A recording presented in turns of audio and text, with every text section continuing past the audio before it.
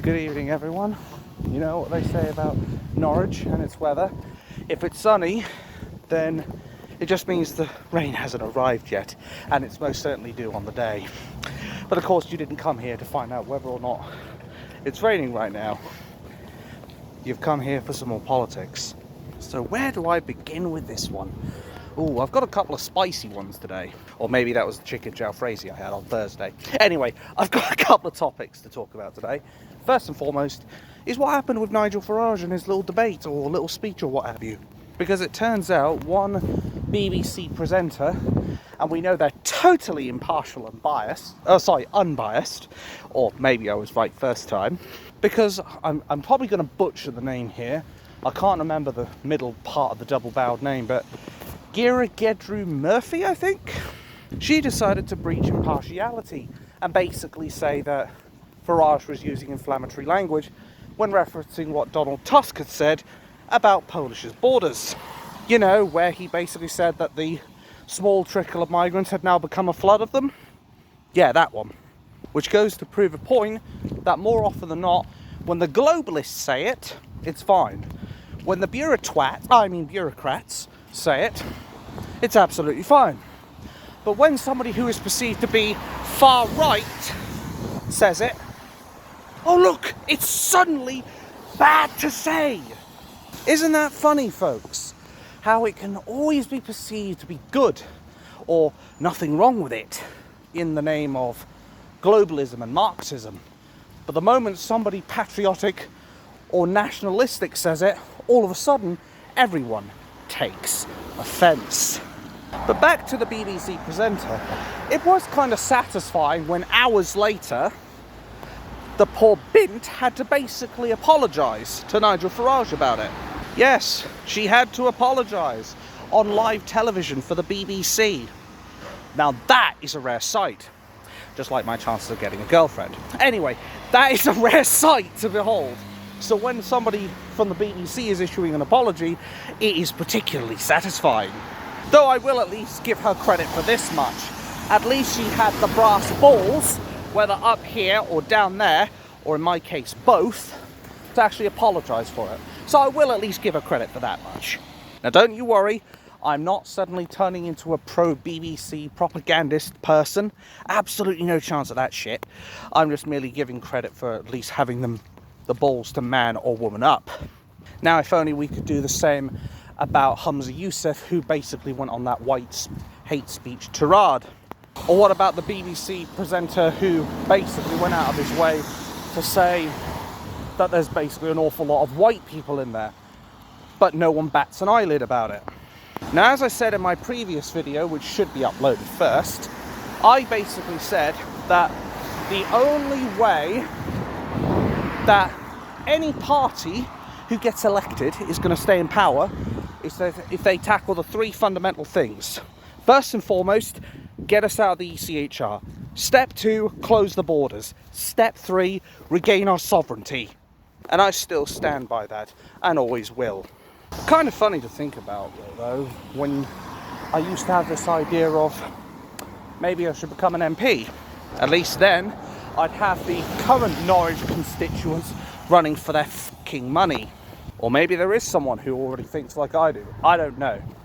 But what I do know is if they're all pro-Marxism and globalism, I'd certainly make sure that they got their run for their money. And yes, I probably know I should be running around as well. Anyway, I know I'd at least get them the run for their money, and I would showcase to the Norwich people that things need to change. But let's just reverse the scenario here. Let's say instead of Nigel Farage, let's say it was Keir Starmer, or let's say it's wishy-washy Sunak, who was sitting on that podium and saying all this stuff about the trickle of migrants. Do you think they'd be getting the attention from this BBC presenter? Something tells me not. In fact, they would be praising the guy 24/7. But I'm not going to go ahead and say the same shit over and over. I've already said what needs to be said on this. There is the second piece that I want to talk about, and that is Ireland. Because Ireland have come out and said that they recognise the Palestine state. Well, I've already put out a video basically saying that I will never recognise a Palestine state because, well, I'm just going to sum this up because I've already said it before. I'll sum it up with one basic point.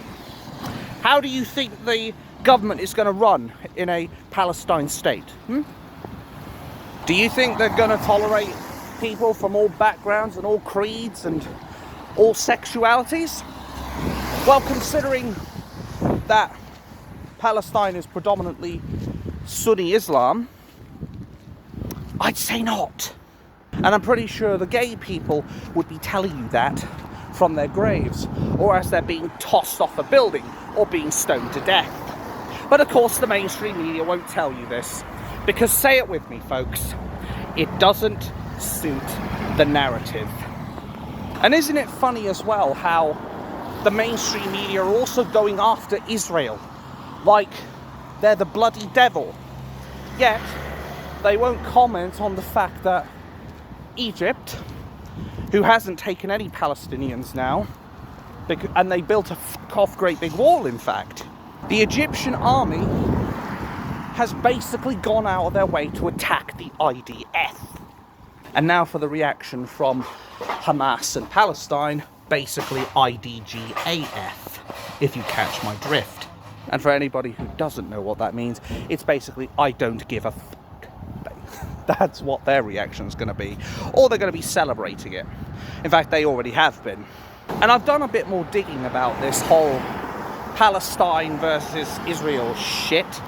And isn't it funny how the Palestinians are willing to launch rockets in their own damn city with human shields. And then when they die, they play the victim and say, look at what Israel's done to us. They've launched rockets over here and it's a deadly catastrophe and all that. And of course, what do you think the mainstream media are doing? Lapping it up like dogs. Lapping it up and then going with the narrative of Israel must be the perpetrators and the Palestinians are the victims here. Have you ever thought about the psychological warfare that Islam's been playing? This is what they excel at. They excel at pulling on your heartstrings.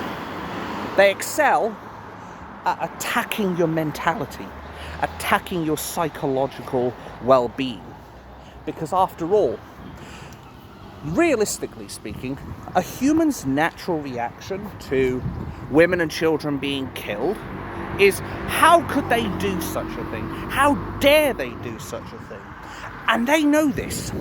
Hamas and Palestine and Egypt know this. So it stands to reason why they use these very scummy tactics. These very anti-humanitarian tactics. Because they don't want people to have their own life. They don't want people to be able to live a happy life. They punish anybody, in fact, who accepts the humanitarian aid that other countries give them. They punish them, they condemn them, because they basically don't want them to be happy. Because then they can rile them up and say, look what the West is doing. Look at what the West is doing to us. You should be angry at what the West is doing. Because they are the ones who are going out of their way to attack you and make your life shit, and basically use them, rile them up, and basically send them off to attack the West. But again, the mainstream media will not tell you that, because that would undermine the narrative, and it would undermine their agenda. But that is the cold, bitter truth. Whether people want to accept it or not, this is what the Islamists do. Predominantly the Sunni Islamists, but nonetheless, this is what happens when Islam is a predominant factor in a country, when they are the predominant population in a country. So I put it to you folks, do you think that you should be giving sympathy to the Islamists who are attacking their own people to basically pull on your heartstrings and to make it so Israel looks like the bad guys? Or do you think you should be looking more towards Why are they doing this? Why are they committing these atrocious acts to try and get Netanyahu, who I have no idea who he is, other than the fact that he's the Prime Minister of Israel, and that they're effectively using this opportunity to undermine his credibility and to bring him in on false charges of war crimes. Now, for all I know, maybe Israel has done this. Maybe Israel has gone out of their way, accidentally maybe, to bomb these people. But as I said, I bring up the points before that I made, and I'll bring them here again.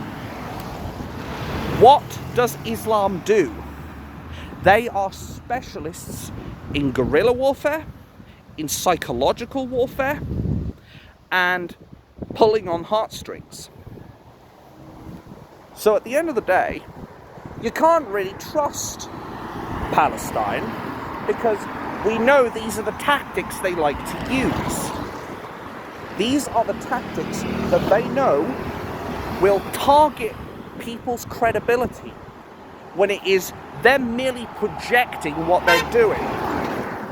Jesus Christ, I'm getting beat there now. Anyway, these are the things that these bastards are projecting. They should not be allowed to get away with what they've done. If anybody's committed war crimes, I'd probably say it's the Palestinians and now the Egyptians who are going out of their way to attack Israel. But, as said, the mainstream media will make it look like Israel has attacked innocent civilians. But this is why you need to do your own research. Don't just take my word for it. I'm merely reporting what I found out myself. I encourage everyone to look this up for themselves. Because at the end of the day, they're playing a game.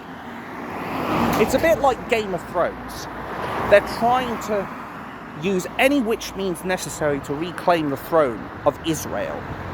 They're doing anything and everything they can. Any dirty, unscrupulous tactic in the book, they will employ it to discredit Israel.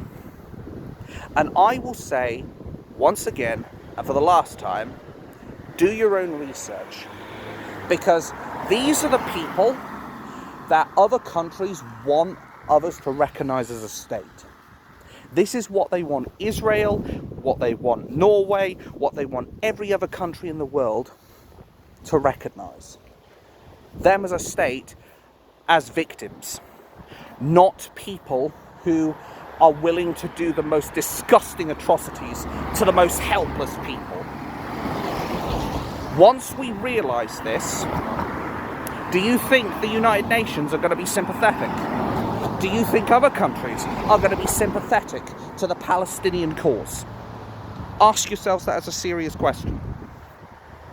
We need to showcase the truth, because the truth will set them free, and it will banish the scum to the darkness. It will banish this 5th century death cult and state that they want to claim. It will banish them to the depths of hell where they rightfully belong.